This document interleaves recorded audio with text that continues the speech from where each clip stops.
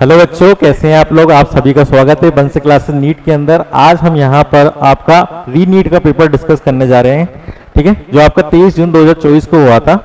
Chemistry का part हम discuss करेंगे यहाँ पर। आई होप आपकी जो प्रिपरेशन काफ़ी अच्छी चल रही हो, क्योंकि आपके री नीट होने की जो प्रोसेस है, मे भी पॉसिबल है कि री नीट वापस हो सकता है, ठीक है। तो आप अपनी तरफ से अपनी मेहनत जारी रखिए, ठीक है बच्चों। तो हमने ज़्यादा टाइम वेस्ट ना करके हम यहाँ पर अपना पेपर डिस्कस करते हैं। देखिए, सबसे पहला क्वेश्चन जो आया था आपका, क्वेश्चन नंबर 51 जो बोल रहा था correct decreasing order of atomic radius, ठीक है ना। यहाँ पे एटॉमिक रेडियस बतानी है हमें, करेक्ट ऑर्डर बताना है डिक्रीजिंग ऑर्डर में। तो हमें पता है जो लेफ्ट टू राइट जब हम जाते हैं पीरियड टेबल के अंदर, तो लेफ्ट टू राइट जो होता है, लेफ्ट टू राइट में हमारी एटॉमिक साइज क्या होती है भाई, एटॉमिक साइज हमारी डिक्रीज होती है। और ऊपर हम जाते हैं टॉप टू बॉटम जब हम आते हैं, तो टॉप टू बॉटम में क्या होता है, टॉप टू बॉटम में साइज क्या होती है, बढ़ती है, क्योंकि एटॉमिक रेडियस क्या होती जाएगी, शेल बढ़ती जाएगी, तो क्या साइज भी बढ़ती जाएगी। तो हमें पता पड़ेगा left to right size decrease होती है, टॉप टू बॉटम क्या होती है, साइज इंक्रीज होती है। तो यहाँ पर हमें एलिमेंट दे रखे हैं, तो एलिमेंट को पकड़ लेते हैं, लिथियम, बेरिलियम, बोरोन और कार्बन। तो हमें पता है कि यहाँ पे हमारी साइज क्या हो रही है, डिक्रीज हो रही है। तो डिक्रीज हो रही है तो लिथियम, बेरिलियम, बोरोन और कार्बन हो जाएगा। तो हम यहाँ पे बेसिक ट्रेंड जो होता है आपका साइज का, वही क्वेश्चन था। तो यहाँ पे देखते से हमारा क्वेश्चन नंबर 2, ऑप्शन नंबर 2 जो है हमारा वो करेक्ट हो गया, ठीक है। तो यहाँ से हमारा कॉन्फिडेंस बिल्डअप हो जा रहा है कि पहला क्वेश्चन हमारे को बहुत कुछ ही सेकंड्स पे कंप्लीट हो जा रहा है। आइए नेक्स्ट क्वेश्चन पे चलते हैं। ये भी बहुत आसान क्वेश्चन है, केमिकल काइनेटिक्स से आपका, ठीक है ना। ये आपको जब भी आप क्लासेस दिया जाता है तो ये क्वेश्चन तो करवाया जाता है ना, सबसे पहला एग्जाम्पल होता है जब आपको इस टाइप के क्वेश्चन दिखाए जाते हैं। इसमें हम ऑर्डर पूछते हैं आपसे, ठीक है। तो यहाँ पे जो इंडिविजुअल ऑर्डर पूछा है आपसे, तो हमारे को दे रखा है भाई हमें क्या करना है यहाँ पे, एक 2 × 10⁻³ 0.1 मोलर N2 बी की दे रखी कंसंट्रेशन 0.1 मोलर दे रखी है। तो हम यहाँ पे कर देते हैं 2/1 कर देते हैं। तो 2/1 कर देंगे तो भाई बी तो क्या हो जाएगा, इसको मान लेंगे, इसकी पावर क्या मान लेंगे y, और इसकी पावर क्या मान लेंगे x। तो यहाँ पे देखिए 0.1/0.1 है, तो कट जाएगा, ठीक है ना।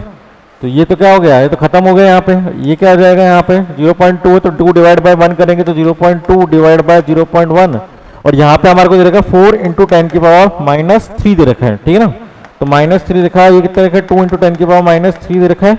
10⁻³ गया, ये गया, ये 2 बचा, ये कितना गया 2, तो ये 2 गया, पॉइंट से पॉइंट गया, तो 2 की पावर x इक्वल्स टू कितना हो गया 2 की पावर 1। तो x की वैल्यू कितनी आ गई बेटा, इंडिविजुअल 1 आ गई। तो यहाँ से हम देख सकते हैं कि इसी से कुछ ऑप्शन चेक हो रहा है। तो देखिए एक तो हमारा 1,0 आ रहा है, ठीक है ना, दूसरा क्या रहा है 0,1, तो ये ऑप्शन तो कट गया है और ये भी ऑप्शन कट गया है, ठीक है ना। अब हमारा आने का आंसर क्या है, 1 और 3 आंसर हो सकता है हमारा। अब देखते हैं हम दूसरी कोई क्वेश्चन पकड़ लेते हैं। देखिए 1.6 × 10⁻² दे रखा है, 0.2 और 0.2 दे रखा है, और 4 × 10⁻³ दे रखा है। तो ये 0.2 कैंसिल आउट हो जाएगा। इस बार हम इसको बना देंगे, एक सेकेंड, यहाँ पर हम क्या कर देंगे, इसको काट देंगे, ठीक है ना। तो ये क्या हो जाएगा, इस बार ये कैंसिल आउट हो गया। तो 3/2 कर देते हैं। तो 3/2 में कितना हो जाएगा बेटा, 0.2/0.1। ये कितना हो गया, ये y के लिए हो गया इस बार। और ये कितना हो जाएगा 4 × 1.6 दे रखा है, 1.6 × 10⁻² दे रखा है, अपॉन कितना हो जाएगा 4 × 10⁻³ दे रखा है। तो हम क्या कर सकते हैं यहाँ से भाई, इसको देखो कंफ्यूज करने के लिए क्या कर रखा है, 1.6 कर रखा है। तो हम क्या करेंगे, यहाँ से पॉइंट हटा देते हैं, इसको 16 बनाया तो कितना हो जाएगा 10⁻³ तो हमारे पास कितना हो गया 10⁻³ से 10⁻³ कैंसिल आउट हो गया। ये क्या कैंसिल आउट हो गया, कितनी बार हो गया यहाँ पर, ये 4 बार गया, 4 बार गया। और ये कितना आ गया 2 आ गया, पॉइंट से पॉइंट गया, तो 2 की पावर कितना हो गया y हो गया। और ये 4 को हम कैसे लिख सकते हैं, और 2 की पावर 2 लिख सकते हैं। तो y की पावर कितनी आ गई 2, तो हमारा क्या हो गया y की वैल्यू कितनी आ रही है 2 आ रही है। तो हमारा आंसर क्या हो जाएगा बेटा, सी इज अवर करेक्ट आंसर, 1,2 हमारा आंसर हो जाएगा, ठीक है। आइए नेक्स्ट क्वेश्चन में चलते हैं। ये आपका ऑर्गेनिक वाला है, या बेयर सीजन ऑर्गेनिक, हाँ चलिए। इनऑर्गेनिक क्वेश्चन है, विच of the following molecule has non zero dipole moment values, ठीक है ना। इसमें से हमें बताना है नॉन जीरो डाइपोल मोमेंट कौन सा होगा। तो CCl4 देखा है, CCl4 क्या हो गया भाई, जो आपका डाइपोल मोमेंट क्या होता है उसका 0 होता है। H और I हो गया, यहाँ पे क्या होता है पार्शियल नेगेटिव आ जाएगा, पार्शियल पॉजिटिव आ जाएगा। तो यहाँ पे क्या हो जाएगा डाइपोल मोमेंट इस तरफ चले जाएगा। तो हमारा आंसर क्या होगा, नॉन जीरो बताना। तो दिख रहा है directly B is a correct answer. CO2 भी कैंसिल आउट हो जाता है, BF3 में डाइपोल मोमेंट 0 होता है, ये भी 0 होता है। तो हमारा आंसर क्या हो गया, इससे दिख रहा है हमें B is a correct answer. चलिए नेक्स्ट क्वेश्चन पे चलते हैं। यहाँ पर क्वेश्चन नंबर 57 बोल रहा है, which indicator is use in the titration of sodium hydroxide against oxalic acid and what is the colour change at the end point. फिर इंडिकेटर कौन सा यूज करेंगे टाइट्रेशन जब हम करवाएंगे किसका, सोडियम हाइड्रोक्साइड। तो सोडियम हाइड्रोक्साइड NaOH, NaOH क्या हो गया बेटा, एक स्ट्रॉन्ग बेस हो गया। तो NaOH स्ट्रॉन्ग बेस जब होता है तो हम स्ट्रॉन्ग बेस के लिए क्या यूज करते हैं, फिनोप्थलीन का इस्तेमाल करते हैं, ठीक है ना। ये बढ़ाया जाता है आपका बेसिक, आपके 9-10 क्लास के अंदर भी आता है ये, और यहाँ पे साथ है आपको कि आयनिक इक्विलिब्रियम जो आपका चैप्टर हो, आयनिक इक्विलिब्रियम के अंदर भी इसको पढ़ाया जाता है, ठीक है ना। तो आयनिक इक्विलिब्रियम में पढ़ाया जाता है, तो हमारे पास फिनोप्थलीन आ गया बेटा, तो फिनोप्थलीन को हम यूज करेंगे और स्ट्रॉन्ग बेस के लिए। तो ये टूटेगा बेटा, टूट के क्या दे देगा यहाँ पे PH माइनस दे देगा, ठीक है ना, HP दे देगा, और क्या दे देगा यहाँ पे HP माइनस दे देगा, साथ में क्या दे देगा H प्लस दे देगा, ठीक है ना। तो ये क्या हो गया आपका स्ट्रॉन्ग बेस से, क्या हो जाएगा, कलरलेस होता है बेटा, ठीक है ना। और जैसे टूट जाएगा तो क्या देगा, पिंक कलर देता है ये, ठीक है ना। टाइट्रेशन जब करवाते हैं आप स्कूल में भी आपको ये टाइट्रेशन, बेसिक टाइट्रेशन है क्लासेस के अंदर, आपके स्कूल की जो लाइब्रेरी है वहाँ पर लैब होती है, लैब के अंदर भी यहाँ पे करवाया जाता है, ठीक है। तो हमारे को दिख रहा है ये फिनोप्थलीन यूज करा, और क्या हो गया यहाँ पे कलरलेस से किस में कन्वर्ट हो गया, पिंक में चेंज हो गया। आइए नेक्स्ट क्वेश्चन चलते हैं। मैच बताना है लिस्ट 1 लिस्ट 2 में से। लिस्ट 1 लिस्ट 2 दे रखी है, तो एटम मॉलिक्यूल देखिए, nitrogen atom, fluorine molecule, oxygen molecule, xenon atom. Properties कुछ बता रखी है यहाँ पे, कि प्रॉपर्टीज दे रखी है, paramagnetic, most reactive element in group 18, element with highest enthalpy in group 15 और स्ट्रॉन्गेस्ट ऑक्सीडाइजिंग एजेंट, ठीक है ना। तो हमें पता है कि यहाँ पे हमारे पास ऑक्सीजन मॉलिक्यूल क्या होता है, ऑक्सीजन मॉलिक्यूल होता है हमारा पैरामैग्नेटिक, तो पैरामैग्नेटिक हो गया। अब नाइट्रोजन क्या हो गया, नाइट्रोजन हमारे पास फ्लोरीन मॉलिक्यूल है, क्या जिनोन एटम है, जिनोन हो गया। तो क्या है भाई, most reactive element in group 18, तो जिनोन क्या है हमारे पास, ये आ गया। तो हमें दिख रहा है कि हमारे पास C का क्या आ रहा है फर्स्ट, तो C का फर्स्ट क्या आ रहा है अभी, ये तो नहीं आ रहा, एक तो ये हो सकता है ऑप्शन, एक क्या हो सकता है, ये हो सकता है, ठीक है ना। D का क्या आ रहा है 2, और ये आ रहा है 2, तो ये हो सकता है, ठीक है ना। उसके बाद क्या नाइट्रोजन मॉलिक्यूल क्या होता है, इसकी एंथैल्पी क्या होती है, बहुत ज्यादा हाई होती है, तो हमारे को क्या दिख गया, A का क्या दिख रहा है, C दिख रहा है। तो हमारा आंसर क्या हो गया, D is the correct answer. आपको अगर ये भी आता था बेटा कि ना नाइट्रोजन एटम क्या है, तो आप ऐसे ही पकड़ सकते थे, ये इसमें कंफ्यूजन होता है आपको, ठीक है ना। इस वाले में फर्स्ट और फोर्थ वाले में अपन ने नीचे से कैलकुलेट किया कि हमें पता है ऑक्सीजन मॉलिक्यूल पैरामैग्नेटिक होता है, ऑक्सीजन मॉलिक्यूल पैरामैग्नेटिक होगा, जिनोन क्या होता है, मोस्ट रिएक्टिव एलिमेंट होता है। अगर आपको 2-3 भी आ जा रहा है तो आपका क्वेश्चन आसानी से यहाँ पर सॉल्व हो जाएगा। आइए नेक्स्ट क्वेश्चन पे चलते हैं। From the following select the one which is not a example of corrosion. तो देखिए नॉट बताना है हमें, यहाँ पे क्वेश्चन कंफ्यूज करने के लिए देता है हमेशा कि नॉट कौन सा है जो कोरोजन को डिफाइन नहीं कर रहा है। तो रस्टिंग ऑफ हाइड्रोजन क्या हो गया हमारा, ये तो कोरोजन को डिफाइन कर रहा है। Production of hydrogen bye electrolysis water, क्या बोल रहे हैं यहाँ पे, प्रोडक्शन कर रहे हैं यहाँ पे हाइड्रोजन का बाय इलेक्ट्रोलाइसिस वाटर, इलेक्ट्रोलाइसिस। यहाँ पे कोई भी ऐसा नहीं है जो कोरोजन को डिफाइन कर रहा है। टार्निशिंग सिल्वर हो गया, यहाँ पे सिल्वर आपकी चांदी जो है उसको बताया जाए वो काली पड़ जाती है चांदी समय के साथ, ठीक है ना, टाइम के साथ। Development of green coating in copper and bronze element, जो आपके घर के अंदर कॉपर बॉटम के एलिमेंट वो होते हैं आपके यूटेंसिल्स होते हैं, यूटेंसिल्स के अंदर क्या हो जाता है बेटा, हरी हरी काई जमने लग जाती है, ठीक है ना। तो क्या हो गया यहाँ पर, ये भी किसको डिफाइन कर रहा है, कोरोजन को डिफाइन कर रहा है। तो हमारा आंसर क्या हो गया, D is a correct answer. आइए नेक्स्ट क्वेश्चन में चलते हैं यहाँ पर। Question number 60, which of the following pairs of ion will have same spin only magnetic moment values within the pair, ठीक है ना। स्पिन मैग्नेटिक मूवमेंट की वैल्यू बतानी, तो हमारा देखिए क्या फॉर्मूला होता है, न्यू इक्वल्स टू √n+2 होता है बोर मेगाट्रॉन, ठीक है ना। ये आपको फॉर्मूला पता है, इसको फॉर्मूला पता है, इसके अंदर पुट करेंगे वैल्यू, ठीक है ना। अभी आपको बताने की जरूरत नहीं, ये क्वेश्चन हमेशा बार बार रिपीट होता है, पिछली बार भी आया था क्वेश्चन इसको लेके, ठीक है ना। तो स्पिन मैग्नेटिक मूवमेंट का हर जगह बार बार क्वेश्चन रिपीट होता है, तो मतलब जो भी बच्चे पढ़ रहे हैं तो इस टॉपिक को ये चीजें आप हमेशा इसको सॉल्व करते रहिए, ठीक है ना। ये फॉर्मूला आपके सॉल्व होते रहना चाहिए, बार बार इसको सॉल्व करते रहिए, तो आपके क्वेश्चन फटाफट बन जाएंगे। चलिए आप यहाँ पे देख सकते हैं, अपन क्या बोल सकते हैं कि यहाँ से हमारा आंसर देखिए आपको जो आएगा बी और डी आ जाएगा, हाँ बी और सी आ जाएगा। तो आप चेक करोगे तो हमारा आंसर क्या हो जाएगा, बी एंड सी वाला हो जाएगा, fourth is the correct answer. आइए नेक्स्ट क्वेश्चन पे चलते हैं। यहाँ पर at a given temperature and pressure the equilibrium constant values for the equilibrium given below. यहाँ पे दो रिएक्शन दे रखी है, 3A2 plus B2 gives twice of A3B दे रखा है, इसका K1 दे रखा है, ठीक है ना। और ये क्या दे रखी है, एक और रिएक्शन दे रखी है A3B gives 3/2A2 plus 1/2 B2 और K2, इसके लिए क्या दे रखा है, इक्विलिब्रियम दे रखा है K2 दे रखा है, इसके लिए कितना दे रखा है, K1 दे रखा है। अब क्या है, इनके बीच में रिलेशन निकालना है दोनों के बीच में। तो ये क्या हो गया बेटा, ये रिएक्शन थी, इस रिएक्शन का उल्टा करके लिख दिया, तो उल्टा हो गई रिएक्शन, तो उल्टा हो गई। तो यहाँ पे हम क्या बोल सकते हैं कि यहाँ पे जो K2 है वो क्या हो गया, उल्टा हो गया, ठीक है, K1 के रेस्पेक्ट में। ऊपर से हमने इसको डिवाइड भी दिया, किससे, 2 से डिवाइड दे दिया, इसलिए यहाँ क्या 2 कैंसिल हो गया, 3/2 बन गया, और ये क्या 1/2 हो गया। तो क्या हो जाएगा, ये अंडर रूट में चला जाएगा। तो जैसे ही 1/2 डिवाइड देते हैं अंडर रूट पे चल जाता है, ठीक है ना। आंसर क्या हो जाएगा इससे, D is a correct answer, k2 equals to under root 1 upon under root k1 हो जाएगा, ठीक है। आइए नेक्स्ट क्वेश्चन चलते हैं। क्वेश्चन नंबर 63 है, आइडेंटिफाई द इनकरेक्ट स्टेटमेंट। देखिए वापस से इनकरेक्ट पूछा है, तो क्वेश्चन कंफ्यूज करने के लिए देता है हमेशा ध्यान रखना है हमें क्वेश्चन में कि क्वेश्चन हमेशा कंफ्यूज करने के लिए हमें 4 स्टेटमेंट चेक करवाता है जबरदस्ती। इनकरेक्ट बोल देता तो एक स्टेटमेंट क्या होती है, गलत होती है, 3 स्टेटमेंट सही होती है। तो चारों ऑप्शन चेक कराने के लिए हमें थोड़ा लेंथी बना दिया जाता है क्वेश्चन इनकरेक्ट वर्ड बोल के, ठीक है ना। तो इनकरेक्ट बताना है हमें यहाँ पे कि PCl5 possess 2 different ClPCl bond angles. बिल्कुल सही बात है। यहाँ पे हमारे पास इस तरह का स्ट्रक्चर बनता है, ठीक है ना। तो इसके अंदर क्या होता है भाई, 2 डिफरेंट एंगल बनते हैं, यहाँ पे अलग डिफरेंट एंगल बनते हैं, ऊपर वाले में क्या होगा, अलग एंगल बनेंगे, ठीक है ना। सही बात है। All 5 PCl bonds are identical in length. बिल्कुल गलत बात है। यहाँ पे एक्सियल और हमारे पास जो एक्सेल वाली होती है, इक्वेटोरियल पोजीशन होती है, वो दोनों क्या होती है, डिफरेंट होती है। तो यहाँ पे हम क्या बोल सकते हैं, ऑल 5 PCl बॉन्ड्स का आइडेंटिकल इन लेंथ बोल रहा है, तो ये हमारा क्या हो जाएगा, इनकरेक्ट स्टेटमेंट हो जाएगा, ठीक है ना। बाकी आप देख सकते हो sp3 होता है और PCl consist of 5 PCl bond, ठीक है, सिग्मा बॉन्ड बनाता है। बिल्कुल सही बात है, ठीक है।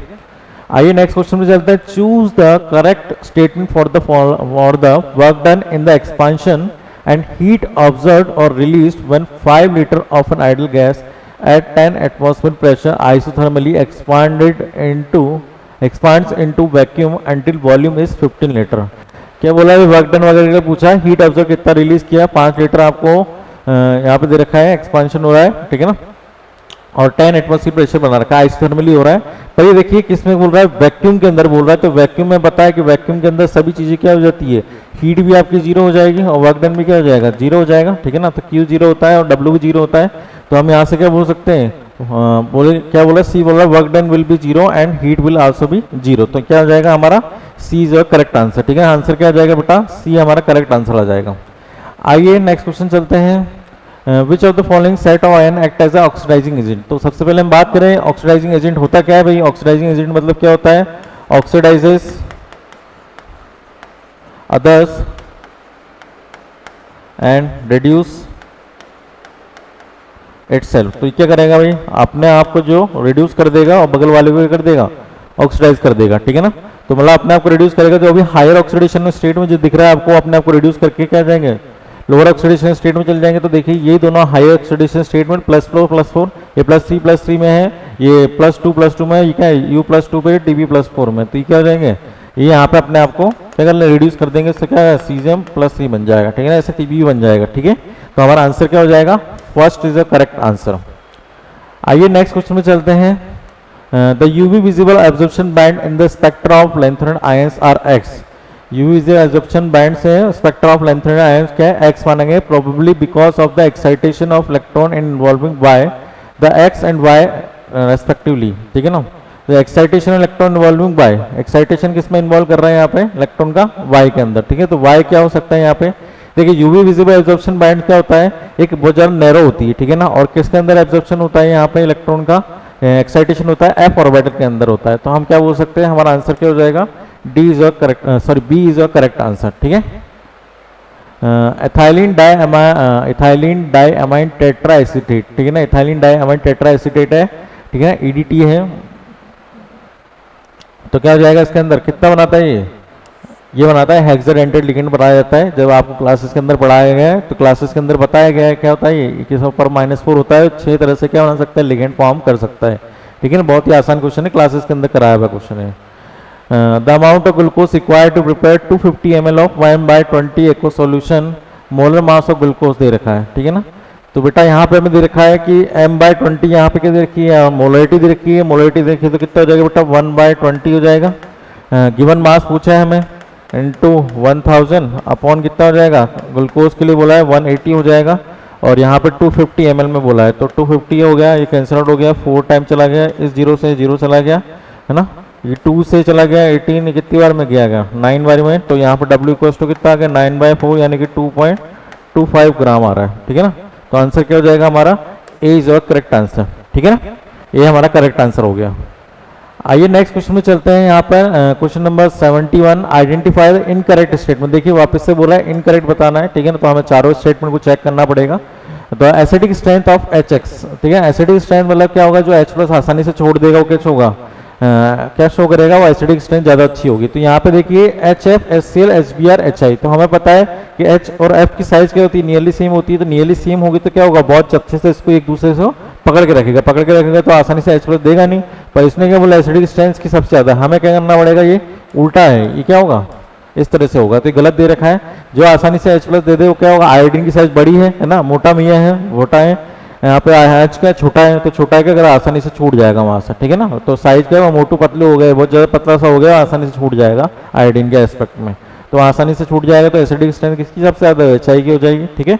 तो हम क्या बोल सकते हैं, इनकरेक्ट बताना था तो हमारी इनकरेक्ट स्टेटमेंट यहीं से आ गई है, ठीक है ना। बाकी आप ऑप्शन चेक कर सकते हैं। फ्लोरीन एग्जिबिट करता है -1, बिल्कुल सही बात है। हैलोजन एग्जिबिट +1, +3, +5 भी करता है, +7 भी देता है, ठीक है ना। The enthalpy of dissociation of F2 is smaller than that of Cl2, बिल्कुल सही बात है। एंथैल्पी ऑफ डिसोसिएशन क्या होती है, फ्लोरीन की क्या होती है, स्मॉलर होती है Cl2 से, ठीक है ना। यहाँ डेंसिटी ज़्यादा हो जाती है इसलिए। Fluorine is stronger oxidising agent than chlorine, बिल्कुल सही बात है। फ्लोरीन क्या है, बहुत अच्छा स्ट्रॉन्ग ऑक्सीडाइजिंग एजेंट है, ठीक है ना, क्लोरीन के रेस्पेक्ट में।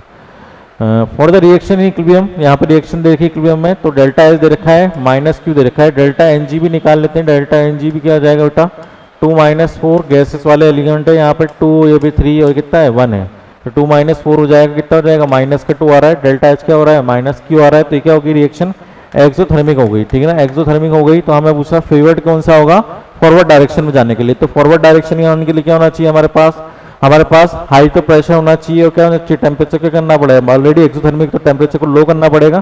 तो हम क्या बोल सकते हैं, यहाँ पे हमारा क्वेश्चन का आंसर बन रहा है हाई प्रेशर क्या हो जाएगा, लो टेम्परेचर हो जाएगा, हाई कंसंट्रेशन किसकी हो जाएगी, H2 की हो जाएगी, ठीक है ना। बहुत आसान क्वेश्चन है, आपको कई बार क्लासेस के अंदर करवाया जाता है इसी टाइप के question, high pressure low temperature को लेके, ठीक है ना। मैच बनाना है, लिस्ट 1 और लिस्ट 2 दे रखी है आपको। यहाँ पे बताना है ब्लॉक ग्रुप दे रखा है पीरियड टेबल का, कौन सा एलिमेंट है। बहुत ही आसान क्वेश्चन है, मतलब पीरियड टेबल के स्टार्टिंग वाला पार्ट होता है ना, पहली क्लास से दूसरी क्लास जिस दिन पीरियड टेबल पढ़ाई जाती है उस दिन ये पढ़ाया जाता है, ठीक है ना। लेंथेनाइड जो हो गया हमारे पास, क्या हो गया, लेंथेनाइड हो गया हमारे पास, सीजियम हो गया, ठीक है ना। उसके बाद हमारे पास डी ब्लॉक एलिमेंट क्या हो गया, मैग्नीज हो गया डी ब्लॉक एलिमेंट।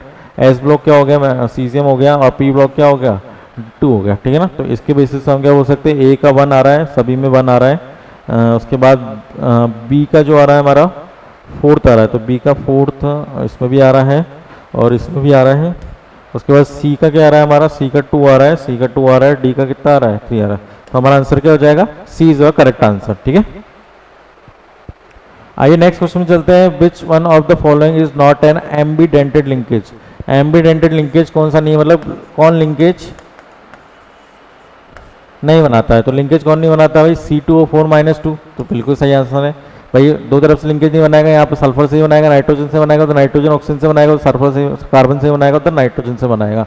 तो हमारे पास C2O4 - 2 क्या होता है, ऐसे ऑक्सीजन से बनाएगा, तो हमारा आंसर क्या हो जाएगा, C2O4 - 2 आंसर हो जाएगा हमारा, ठीक है ना। Quantum number of 4 electron are given below, quantum number देखें 4 इलेक्ट्रॉन के, correct decreasing order of energy बतानी, करेक्ट डिक्रीजिंग ऑर्डर बताना है एनर्जी का। तो N+L रूल को यूज कर लेते हैं बेटा यहाँ पे, तो N+L रूल के अकॉर्डिंग यहाँ पे हम गिन लेते हैं।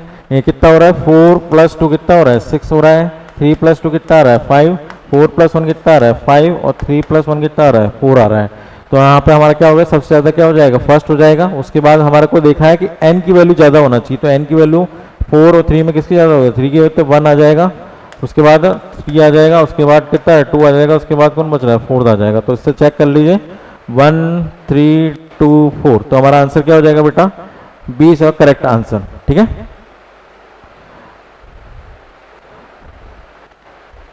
चलिए question number 79, for an endothermic reaction.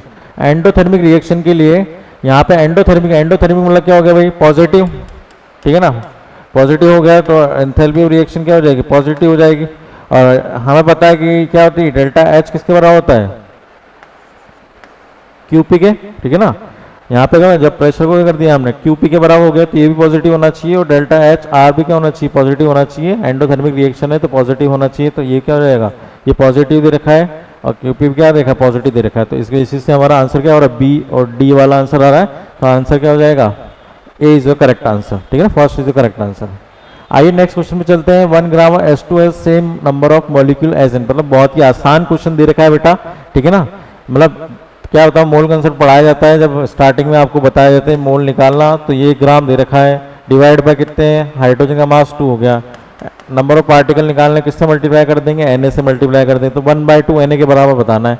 तो 14 ग्राम N2 बता रखा है, तो 14 अपॉन कितना हो जाएगा 28 N2 कितना हो जाएगा Na, तो कितना हो गया 1/2 Na हो गया, ठीक है ना। 1/2 Na आंसर आ गया। इधर कितना हो जाएगा, ये बराबर आ गया, मतलब 1/2 Na आंसर आ रहा है, तो आंसर भी बन गया हमारा। इसको भी चेक कर लें, 18 ग्राम अपॉन 18 N2 Na हो जाएगा ये, ठीक है ना। ये कितना हो जाएगा 16, कार्बन 12, ऑक्सीजन कितना हो गया 16, तो कितना हो गया 28 N2 Na हो जाएगा। और ये कितना हो जाएगा 28 बटा N2 कितना हो गया 28 Na हो गया, 1 Na आ रहा है ये, ठीक है ना। तो हमारा आंसर वैसे पता पड़ गया, हमारा क्या आंसर हो जाएगा, first is the correct answer. आइए अगला क्वेश्चन करते हैं। Which of the following plot represent the variation of ln k versus 1/t in accordance with the RNS equation. भाई यहाँ पे देखिए, ये अभी जो आपका नीट का पेपर हुआ था 5 मई को, उससे सेम क्वेश्चन उठ के आया है, ठीक है ना। मतलब आरएनएस इक्वेशन से आपका क्वेश्चन उठ के आता ही आता है, ठीक है ना। आरएनएस से, तो आरएनएस से आया है, तो देखिए क्या है आपका फॉर्मूला, क्या होता है, k equals to a e की power minus EA by RT। यहाँ पे ln k पूछा है, तो ln ले लेते हैं दोनों तरफ, ln k equals to ln a minus क्या हो जाएगा, ln e होता है, ln e की वैल्यू 1 हो गई, तो कितना हो जाएगा, ये आगे आ जाएगा माइनस EA बाय RT, ये हो जाएगा। ln k equals to ln a minus EA by RT। अब ग्राफ बनाना है हमारे को, तो क्या हो गया, y equals to c minus mx हो गया। तो देखिए स्लोप क्या आ रहा है, नेगेटिव स्लोप आ रहा है, तो नेगेटिव स्लोप आ रहा है, तो देखो एक ही है जो हमारे को नेगेटिव स्लोप दिखा रहा है, तो हमारा c करेक्ट आंसर, ठीक है ना। बहुत ही आसान क्वेश्चन है, आपका पेपर में अभी जो हुआ था 5 मई को, उसके अंदर सेम क्वेश्चन उठ के आया। तो देखिए जो पुराने पेपर होते हैं, तो उससे बोला जा सकता है कि हाँ, हमने एक टेस्ट सीरीज भी चलाई थी आपकी लास्ट 5 ईयर्स की, उसके अंदर भी सेम क्वेश्चन था, एक बार रिपीट हो ही जाता है। तो मतलब आपके जो लास्ट 5 ईयर्स या 10 ईयर्स के जो क्वेश्चन कराए जाते हैं आपको लास्ट टाइम पे, उसको आपको वीडियोस को देखना चाहिए और या फिर खुद से भी करना चाहिए, ठीक है ना। उससे क्या होता है, आप आसानी से इन क्वेश्चन को देख के से सॉल्व कर सकते हो, ठीक है ना।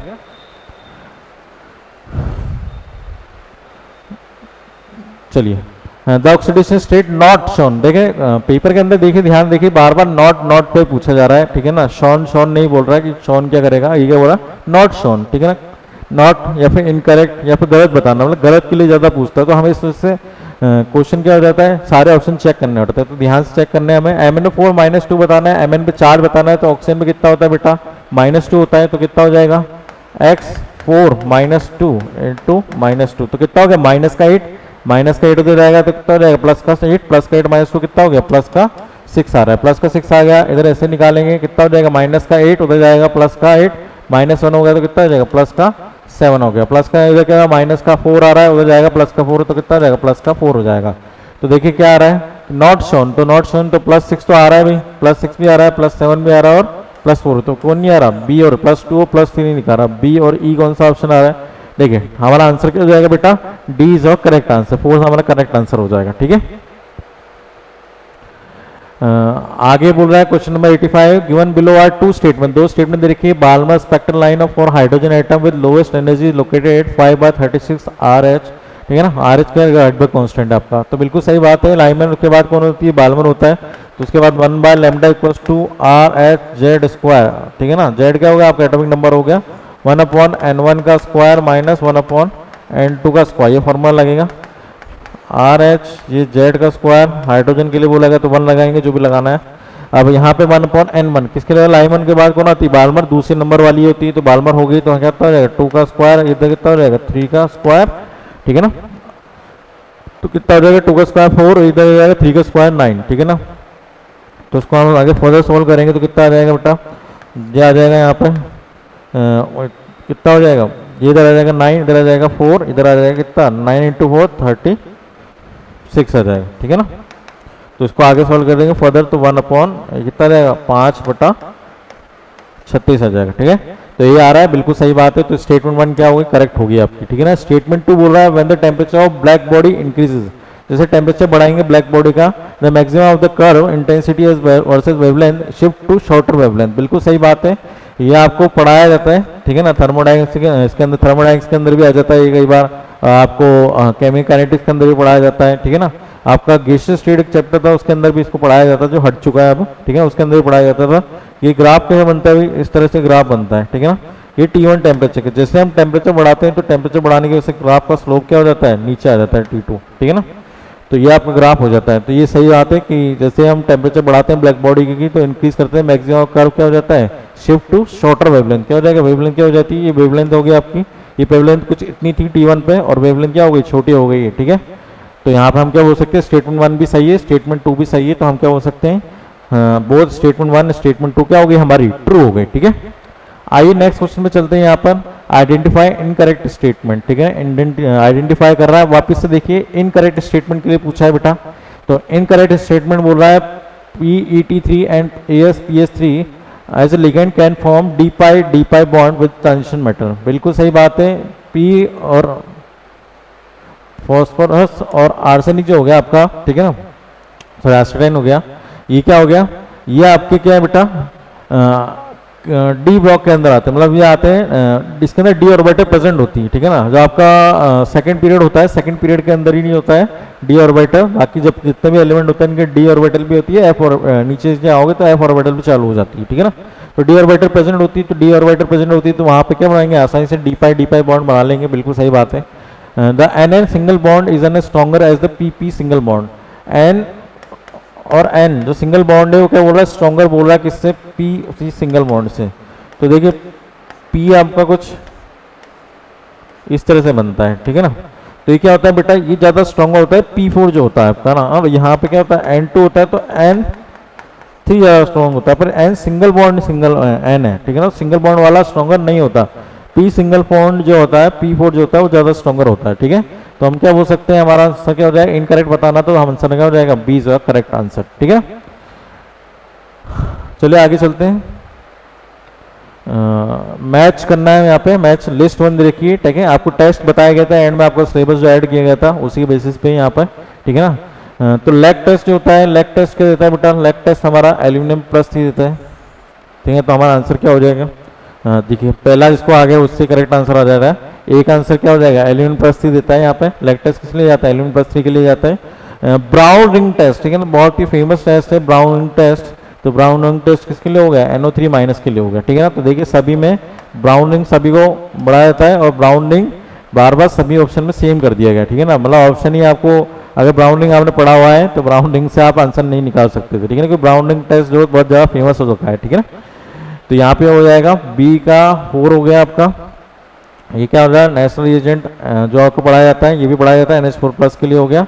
और पोटेशियम सल्फाइड सल्फोसाइनाइड के लिए किसके लिए हो गया, Fe+3 के लिए। हाँ, रेडिकल आइडेंटिफाई किसके लिए करते हैं, Fe+3 आइडेंटिफाई करते हैं यहाँ पे, ठीक है। चलिए आइए बच्चों क्वेश्चन नंबर 89 करते हैं यहाँ पे। तो यहाँ पे क्वेश्चन बोल रहा है मैच लिस्ट 1 लिस्ट 2 बताना है, ठीक है ना। मॉलिक्यूल दे रखा है, बॉन्ड एंथैल्पीज दे रखी है यहाँ पर। आपके पास HCl है, N2 है, S2 और O2 है, ठीक है ना। तो यहाँ पे N ट्रिपल बॉन्ड N हो जाएगा, यहाँ पे S सिंगल बॉन्ड H हो जाएगा, O डबल बॉन्ड O हो जाएगा और S सिंगल बॉन्ड Cl हो जाएगा। तो N ट्रिपल बॉन्ड N जो है सबसे स्ट्रॉन्गेस्ट बॉन्ड है, ठीक है ना। तो हमारे पास सबसे ज़्यादा एनर्जी भी इसमें लगेगी, तो हमारे पास आंसर क्या हो जाएगा इसका, B का C बन रहा है, तो B का C हो गया। उसके बाद हमारा O डबल बॉन्ड O बन जाएगा सबसे हाईएस्ट। उसके बाद सेकंड हाईएस्ट कौन सी हो जाएगी, ये हो जाएगी। उसके बाद S सिंगल बॉन्ड ये दे रखा है, तो हमारा क्या बोल सकते हैं, SCl वाला क्या हो जाएगा 431 हो जाएगा। और उससे ज़्यादा स्ट्रॉन्गर कौन सा हो जाएगा, S सिंगल बॉन्ड H हो जाएगा, ठीक है ना। तो हम यहाँ से क्या बोलते हैं, A का 4 बन रहा है, ठीक है। तो हमारा आंसर क्या हो गया, 444 तो आ ही रहा है, तो ये ऑप्शन तो गलत हो गया। B का जो हो गया हमारा 3rd बन रहा है, तो B का 3rd हमारे पास किस में आ रहा है, इसमें भी आ रहा है और इसमें भी आ रहा है, ठीक है ना।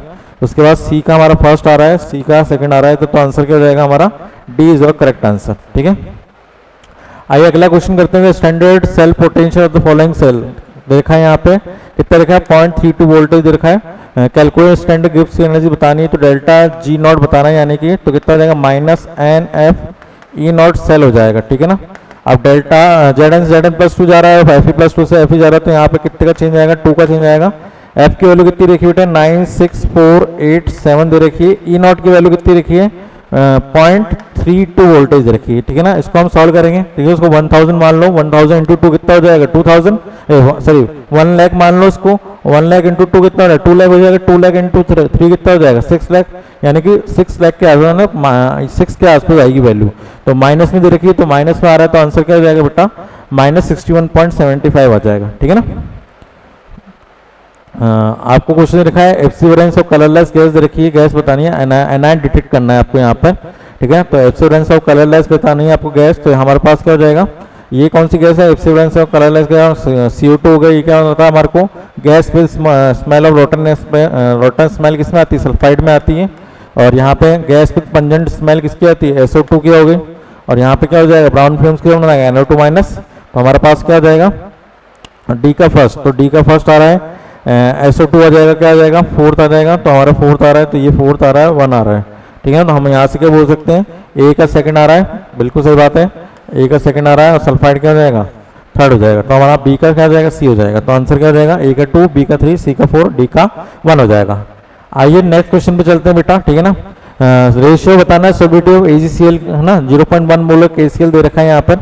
Solution of the solubility of AgCl in water दे रखी है, कितनी रखी है, 10 की पावर -10 दे रखी है। तो हमारे पास क्या हो जाएगा, AgCl क्या हो गया, स्पेरिंगली सॉल्युबल सॉल्ट है। स्पेरिंगली सॉल्युबल सॉल्ट क्या हो जाएगा बेटा, बहुत ज़्यादा कम टूटता है, तो इसकी सॉल्युबिलिटी क्या हो जाएगी, SS मानेंगे तो KSP की वैल्यू कितनी आ जाएगी, यहाँ से निकल के S² आ जाएगी। तो यहाँ पर हमें KSP दे रखा है 10 की पावर -10, और ये S इधर ले लेते हैं, अंडर रूट दे देते हैं, स्क्वायर इधर हो जाए तो ये S की वैल्यू कितनी आ गई, 10 की पावर -5 आ गई।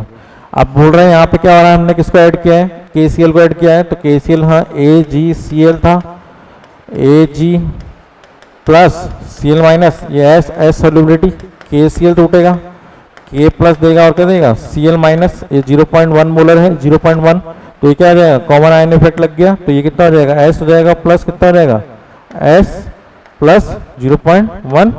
अब हमें पता है कि S प्लस 0.1 उसको नियरली कितना मानना पड़ेगा, 0.1, क्योंकि सॉल्युबिलिटी क्या होती है, बहुत कम होती है स्पेरिंगली सॉल्युबल सॉल्ट की, तो S को नेगलेक्ट कर दिया, 0.1 मिल गया। तो यहाँ पे KSP की वैल्यू कितनी होगी बेटा, KSP = S × 0.1 हो गया। तो यहाँ पे 10 की पावर -5 है KSP की वैल्यू, अपॉन 10 की पावर -1, तो कितना होगा, 10 की पावर -9 आ गया। तो 10 की पावर -9 अपॉन कितना आ जाएगा, 10 की पावर -4, या सॉरी 10 की पावर -5, तो इसको सॉल्व करेंगे तो कितना आ जाएगा, 10 की पावर -4 आंसर आ जाएगा, है रेशियो निकालना। तो आंसर क्या हो जाएगा, first is the correct answer. आइए अगला क्वेश्चन करते हैं। ऑन कंप्लीट कंबशन किया गया 0.3 ग्राम ऑर्गेनिक कंपाउंड का, और 0.2 ग्राम कार्बन डाइऑक्साइड दे रहा है, और 0.1 ग्राम क्या दे रहा है, H2 रखा है। परसेंटेज कंपोजिशन बताना है कार्बन और हाइड्रोजन का गिवन कंपाउंड के अंदर। तो भाई परसेंटेज ऑफ कार्बन निकालना है, तो कार्बन सबसे पहले CO2 के मोल निकाल लेते हैं। इसके अंदर CO2 के मोल कितना आ जाएंगे, 0 पॉइंट कितना रहेगा, 0.2 डिवाइड बाय मोलर मास कितना हो जाएगा, कार्बन डाइऑक्साइड 44। उसमें से हम जब बोलते हैं कि 0.2/44 जो मोल आया, तो हम ऐसे ही बोलते थे कि 1 मोल CO2 में 1 मोल कार्बन का है, 2 मोल ऑक्सीजन के है, तो परसेंटेज ऑफ कार्बन भी कितना हो जाएगा, मोल भी कितने हो जाएंगे, इतना हो जाएगा, 0.2 हो जाएगा। अब हमारे को पता है कि भाई कार्बन का मोलर मास कितना होता है, 12। कितने कार्बन है, 1 है CO2 के अंदर, कितने में से निकालना है, 0.3 में से × 100। इसको सॉल्व करोगे आप तो ये आंसर आ जाएगा 18.18। तो हमारा आंसर क्या बन रहा है, B is the correct answer, और कोई ऑप्शन नहीं आ रहा। ऐसे परसेंटेज ऑफ हाइड्रोजन निकालना है, 0.1 दे रखा है आपको, ठीक है ना, अपॉन 18, ये आपका मोल निकल गए। 0.3 ग्राम में से निकालना है, हाइड्रोजन का मास 1, कितना हाइड्रोजन है, 2 है, परसेंटेज निकालना है तो 100। इसको सॉल्व करोगे तो कितना आंसर आ जाएगा, 3.70%, ठीक है ना। एक सिंगल स्टेप में सॉल्व करो, फटाफट से आंसर आता है। For the following reaction at 300 kelvin, A2 gas plus 3B2 gas gives twice of AB3 gas दे रखा है, ठीक है। एंथैल्पी ऑफ चेंज दे रखा है 15 किलो जूल। इंटरनल एनर्जी बतानी है, तो इंटरनल एनर्जी कितना हो जाएगा, delta U = delta H plus delta NG RT। Delta H कितना देखा है आपको, 15 किलो जूल, तो 15 × किलो जूल, ये जूल में आंसर निकालना है, तो कितना होगा, 10 की पावर -3। ये डेल्टा NG की वैल्यू निकालना है, तो डेल्टा NG कितना आ रहा है, 2 है, इसके कितने 4, तो 2 - 4 कितना हो गया, -2 हो गया। तो कितना हो जाएगा, -2 जूल में निकालना है, 8.314 मल्टीप्लाई बाय टेम्परेचर कितना रखा है, 300 केल्विन दे रखा है, ठीक है ना। इसको सॉल्व करेंगे तो कितना आंसर आ जाएगा आपके पास, ये आ जाएगा 1, आंसर आ जाएगा आपके पास 1998.4 जूल आ जाएगा आंसर, ठीक है ना। A is the correct answer. आइए rate constant of reaction 500 kelvin and 700 kelvin are 0.04। ये क्वेश्चन बार बार रिपीट होता है बेटा, लास्ट टाइम में भी इस फॉर्मूले को लेकर क्वेश्चन आया था आपका, ln_K2/ln_K1 इक्वल्स टू कितना हो जाएगा आपके पास, ये एक्टिवेशन एनर्जी निकालनी है आपको, तो ये R 1/T1 - 1/T2, इसको पुट करना है। ln K2 कितना हो जाएगा आपके पास, 0.14 अपॉन 0.04, ठीक है ना। यहाँ पे आपको लॉग की वैल्यू भी दे रखी है, तो यहाँ पे लॉग कर दो इसको, ये कितना हो जाएगा, ये अपॉन 2.303 लॉग कन्वर्ट करेंगे। आर की वैल्यू जूल में बोला 8.314, टेम्परेचर भी लिखा है, पहला कितना लिखा है 500 से कितना ज़्यादा 700, तो 1 अपॉन 500 1 अपॉन, इसको सॉल्व करोगे आंसर आ जाएगा 18219 जूल। आपका सी इज द करेक्ट आंसर, ठीक है ना। ये क्वेश्चन रिपीट हुआ है तो इस तरह क्वेश्चन आप लगा लीजिए, ठीक है ना। Mass of glucose required to be dissolved in prepare in 1 litre of solution which is isotonic with 15 gram solution of urea. Isotonic है किसका, ग्लूकोज का सॉल्यूशन किसके साथ, यूरिया के साथ। तो हमें पता है आइसोटोनिक मतलब पाई 1 की वैल्यू किसके बराबर होगी बेटा, पाई 2 के। कंसंट्रेशन बोल रहे हैं यहाँ पे, तो कंसंट्रेशन किसके बराबर है, C1 की C2 के। अब हमारे को पता है यहाँ पे क्या बोल रहा है भाई, 15 ग्राम दे रखा है यूरिया। गिवन मास अपन मोलर मास कितना हो जाएगा यूरिया का, 60 होता है। किसने बोल रहा है 1 लीटर में, तो मोलरिटी वाला फॉर्मूला है, कंसंट्रेशन को N/V, तो यहाँ पे लीटर में बोल रहा है ml में कन्वर्ट कर दिया। यहाँ पे हमें गिवन मास निकालना है किसका, ग्लूकोज का, ये 180 हो जाएगा। ये भी 1 लीटर में बोल रहा है, एक कट गया, ठीक है ना, 0 से 0 गया, ये गया 3 बारी में, और कितनी बारी में, ये 3 बारी में चला गया। W इक्वल टू कितना आ गया 15 × 3, तो कितना आ गया 45 ग्राम आंसर आ गया। तो आंसर क्या हो जाएगा 4 इज द करेक्ट आंसर, ठीक है ना। Question number 99, Mn2CO10 and CO2CO8 देखा है, ठीक है ना। आपको यहाँ पे मेटल मेटल लिंकेज बताना है, क्या है भाई, मैग्नीज है, तो मैग्नीज Mn हो गया, ये कार्बोनिल हो गया, कार्बोनिल हो गया,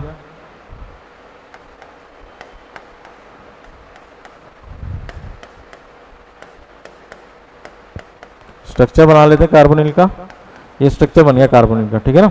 सॉरी MnCO10 का, ठीक है। कार्बन में चार्ज कितना होगा 0, तो क्या हो जाएगा 0 ऑक्सीडेशन स्टेट, तो हमारा डी स्टेटमेंट तो वैसे बन गया। मेटल मेटल के बीच में लिंकेज बनता है, बिल्कुल हो गया। टर्मिनल कौन सा आ रहा है, CO वाला आ रहा है टर्मिनल, तो ये भी आंसर आ रहा है, ठीक है ना। एक और स्ट्रक्चर बनाते हैं कोबाल्ट वाले के साथ, COCO, carbonyl carbonyl carbonyl carbonyl, ठीक है ना। इसके अंदर भी क्या हो रहा है भाई, ऑक्सीडेशन स्टेट कितना है, कार्बन का 0 होता है, तो 0 हो गया, तो CO पे भी कितना आ जाएगा 0 आ जाएगा। टर्मिनल CO को कार्बन ग्रुप से, बिल्कुल कार्बन ग्रुप से, ब्रिज तो नहीं बना रहे कार्बन यहाँ पे, और मेटल क्या शो रहा है 0 ऑक्सीडेशन स्टेट शो कर रहा है, ठीक है ना। तो यहाँ पे 0 ऑक्सीडेशन शो कर रहा है, तो हमारा ABD आ गया, तो ABD वाला आंसर कौन सा हो गया, 4th is the correct answer, ठीक है ना। तो हमारा आंसर क्या हो जाएगा, D हो जाएगा, ठीक है, ठीक है। थैंक यू सो मच बच्चों। और आपको जो ऑर्गेनिक वाले क्वेश्चन छूटे हैं वो इसी पार्ट के अंदर आपको मिल जाएंगे, इसी वीडियो के अंदर मिल जाएंगे। Thank you.